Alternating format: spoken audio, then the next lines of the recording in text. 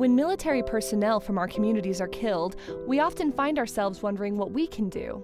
While comforting smiles or small acts of service are important to those suffering, we often feel more can be done.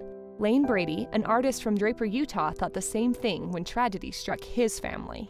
My nephew had just come back from the war and was injured in an IED, lost his foot, and so it kind of pulled us as a family into the war in a way that we really hadn't been. With his nephew still on his mind, Layne stumbled upon a news story about another painter who had found a way to help families of fallen soldiers.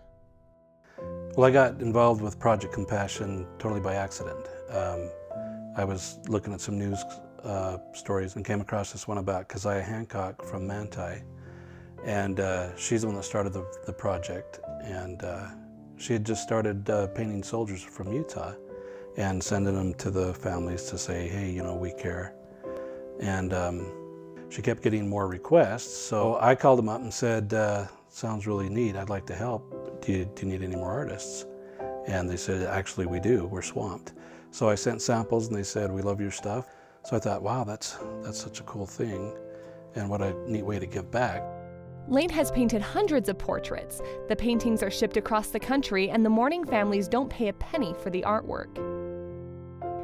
However, each portrait is priceless to those who grieve.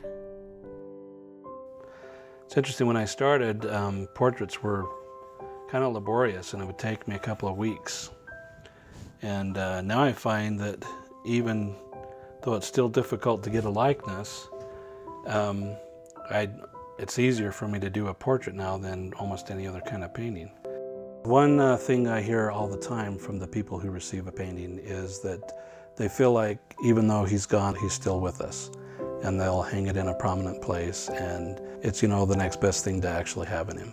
You know, I've sat here and actually cried at times, you know, people I've never met.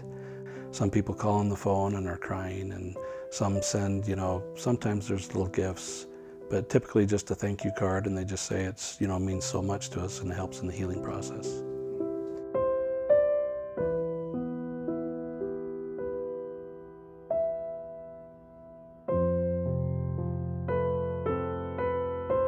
Quite often, I'll get a really good photo of a face, but he's not in uniform. They really wanted his uniform. So I might take one picture where there's a good hat and add the hat, and then take another photo that has him in his fatigues, because they wanted him in fatigues and not in his military dress, or vice versa, put him in his military dress. And so I can mix and match. And of course, Photoshop can do that, but they can't do it as good as we can. Layne has painted nearly 500 portraits for families across the country. His artwork can be found in the homes of families in every state, as well as Italy and the Philippines. Layne says that his work on the portraits has made a lasting impact on his life.